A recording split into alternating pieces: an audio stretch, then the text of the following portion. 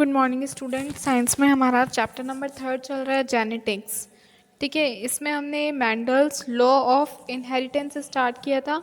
Mendel ने garden pea के ऊपर यानी पाइसम सटाइवम के ऊपर हाइब्रिडाइजेशन एक्सपेरिमेंट करके 3 लॉज निकाले थे जिसको मैंडलिज्म कहा जाता है ना। फर्स्ट लॉ हमने स्टडी करा था लॉ ऑफ डोमिनेंस, सेकंड था लॉ ऑफ सेग्रीगेशन या फिर इसी का दूसरा नाम है law of purity of gametes, और थर्ड लॉ है law of independent assortment.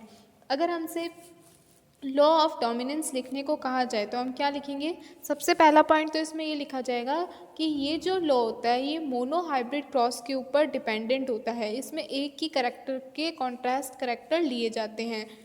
According to this law, when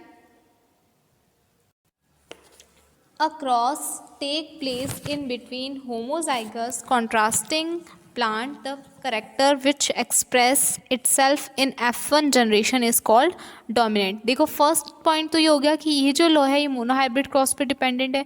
दूसरा, इस लॉ के अकॉर्डिंग जब भी किसी होमोजाइगस कॉन्ट्रास्टिंग पेयर के बीच में क्रॉस कराया जाता है, होमोजाइगस का मतलब दोनों सेम टी और दूसरा स्मॉल टी, ये दोनों ही होमोजाइगस है, लेकिन ये होमोजाइगस डोमिनेंट है, ये होमोजाइगस रिसेसिव है क्योंकि ये टॉल प्लांट है, ये ड्वार्फ प्लांट है।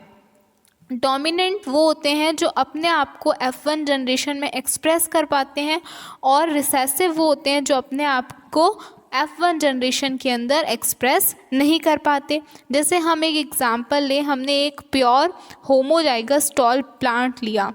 ठीक है, प्योर होमोजाइगस टॉल प्लांट का मतलब जिसके दोनों एलिल कैपिटल टी है। इसकी क्रॉसिंग करी गई किससे? प्योर होमोजाइगस ड्वार्फ प्लांट से, यानी जिसके दोनों एलिल स्मॉल टी है। इन दोनों की क्रॉसिंग से जो रिजल्ट मिला, जो प्लांट मिला, वो हाइब्रिड टॉल था, यानी जो उसका जेनेटिक कॉम्पोजिशन था वो इम्प्योर था, एक कैपिटल एक स्मॉल टी, लेकिन जो इसको फिनोटाइपिक इसका करेक्टर था, मतलब यानी प्लांट को हमारे को जब हम बाहर से देख रहे थे एक्सटर्नल अपीयरेंस जो था प्लांट का वो कैसा था? टॉल था। तो ये लॉ ऑफ डोमिनेंस है जिसके अंदर मेंडल ने एक कॉन्ट्रास्टिंग पेयर के बीच में, और दोनों ही पेयर होमोजाइगस कंडीशन में थे, उन दोनों के बीच में जब वो क्रॉस कराता है तो वो देखता है कि सभी प्लांट एक ही तरीके के मिलते हैं, हाइब्रिड टॉल मिलते हैं। टॉल जो प्लांट था, टॉल जो करेक्टर था, उसने अपने आप को F1 जनरेशन में एक्सप्रेस करा, इसलिए टॉलनेस डोमिनेंट करेक्टर हो जाएगा। Both alleles are not contaminated with one another. Heterozygous condition होते हुए भी दोनों एलिल्स एक दूसरे से कंटेमिनेट नहीं होंगे, एक दूसरे से नहीं जुड़ेंगे at the time of gamete formation, और जब गैमेट फॉर्म होंगे, इस हाइब्रिड टॉल के गैमेट बनेंगे, तब दोनों एलिल्स एक दूसरे से सेग्रीगेट हो जाएंगे and enter in different gametes, और अलग गैमेट्स के अंदर एक एक एलिल चला जाएगा। Due to this segregation dwarfism character reappear again in F2 generation. इस सेग्रीगेशन होने की वजह से, क्योंकि एक टी और एक स्मॉल टी अलग हुए, इस कारण से F2 जनरेशन में फिर से ड्वार्फ प्लांट देखने को मिले, और फिनोटाइपिक रेशियो F2 जनरेशन का 3:1 है और F2 जनरेशन का जीनोटाइपिक रेशियो 1:2:1 है। अब ये रेशियो किस तरीके से आए वो देखो। सबसे पहले ये पेरेंटल जनरेशन से शुरू कर रहा है। एक होमोजाइगस था टीटी और एक होमोजाइगस है स्मॉल टीटी, ये दोनों पेरेंटल जनरेशन है। ये टॉल प्लांट है, ये ड्वार्फ प्लांट है, दोनों में क्रॉसिंग हुई, क्रॉसिंग होकर बना, इनका एक एक गैमेट आ गया, इनसे टी गैमेट, इनसे स्मॉल टी गैमेट। ठीक है, फिर दोनों का फ्यूज़न हुआ और ये हाइब्रिड बन गया हेटेरोजाइगस टॉल F1 जनरेशन में। सभी इसी तरीके के प्लांट बने हेटेरोजाइगस टॉल। फिर F2 जनरेशन आई, capital T small T female gamete, capital T small T male gamete, दोनों गैमेट सेग्रीगेट हो गए।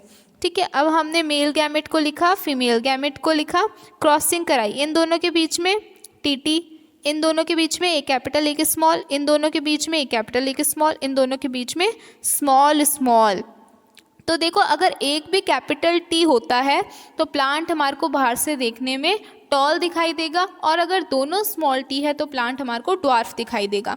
इसमें देखो, दो कैपिटल टी है टॉल दिखेगा, एक कैपिटल टी है टॉल दिखेगा, एक कैपिटल टी है टॉल दिखेगा, और दोनों स्मॉल टी है तो प्लांट ड्वार्फ दिखेगा, बोना दिखेगा। ये लॉ ऑफ सेग्रीगेशन है। अब इसका रेशियो कैसे पता चलता है? फिनोटाइपिक रेशियो यानी एक्सटर्नल अपीयरेंस, हमारे को बाहर से कैसा दिखाई दे रहा है। तो 3 प्लांट तो हमारे को देखने से टॉल दिख रहे हैं, इसलिए फिनोटाइपिक रेशियो आया 3 टॉल और 1 ड्वार्फ। जीनोटाइपिक रेशियो होमोजाइगस और हेटेरोजाइगस पे भी डिपेंडेंट होता है। जीनोटाइपिक रेशियो के अंदर एक प्लांट तो होमोजाइगस टॉल है यानी टी ऐसा एक ही है, और बाकी के ये जो दो है ये हेटेरोजाइगस टॉल है यानी ये टॉल तो है बट इनके जो एलील्स है वो दोनों अलग अलग है, तो ये हेटेरोजाइगस टॉल है। दो ऐसे हैं तो 1:2 रेशियो, और एक जो है वो होमोजाइगस ड्वार्फ है यानी दोनों सेम है और दोनों ही ड्वार्फ है, तो एक होमोजाइगस ड्वार्फ है, इसलिए जीनोटाइपिक रेशियो आ गया 1:2:1। ये रेशियो हमारे को डायरेक्ट भी याद होना चाहिए। F2 जनरेशन में फिनोटाइपिक रेशियो 3:1, जीनोटाइपिक में 1:2:1, F1 जनरेशन में all plants same. Next topic आता है बैक क्रॉस। बैक क्रॉस क्या होता है? जब F1 जनरेशन टी यही थी हमारी F1 जनरेशन में, यही हाइब्रिड बना था, एक कैपिटल टी एक स्मॉल टी। जब इसकी क्रॉसिंग होती है किसी भी एक पेरेंट्स के साथ, चाहे कैपिटल टी के साथ हो जाए चाहे स्मॉल टी के साथ में हो जाए, अगर इस हाइब्रिड की दोनों में से किसी भी पेरेंट्स के साथ क्रॉसिंग होती है तो उसको बैक क्रॉस कहा जाता है। अब ये बैक क्रॉस 2 टाइप का होता है। फर्स्ट है out cross. If F1 generation capital T small T is crossed with dominant parent, अगर कैपिटल टी और स्मॉल टी जो F1 जनरेशन में आया उसकी क्रॉसिंग डोमिनेंट पेरेंट के साथ होती है तो उसे आउट क्रॉस कहते हैं। ठीक है, the offspring obtained from this cross were all tall plant. अब इन दोनों की जब क्रॉसिंग होगी उससे जो ऑफस्प्रिंग बनेंगे वो सारे टॉल होंगे, जिसमें से 50% होमोजाइगस टॉल होंगे यानी 50% का कैपिटल टी कैपिटल होगा और 50% जो है वो हेटेरोजाइगस टॉल होंगे यानी एक कैपिटल टी और एक स्मॉल टी का जीन आएगा। हम क्रॉसिंग करके देखें, ये हाइब्रिड है F1 जनरेशन का, ये डोमिनेंट पेरेंट है, इन दोनों की क्रॉसिंग हुई, इससे गैमेट बना एक कैपिटल टी एक स्मॉल टी, इससे जो गैमेट बनेगा वो दोनों ही कैपिटल टी बनेंगे, इसलिए एक ही लिखा हमने। ठीक है, यहाँ पर हम 2 गैमेट को लिख लेते हैं, यहाँ पर ये जो एक गैमेट है इसको लिखा। दोनों की क्रॉसिंग से कैपिटल टी, इन दोनों की क्रॉसिंग से एक कैपिटल एक स्मॉल, यानी 50% तो होमोजाइगस टॉल बन रहे हैं और 50% हेटेरोजाइगस टॉल बन रहे हैं। फिनोटाइपिक रेशियो में बाहर से देखने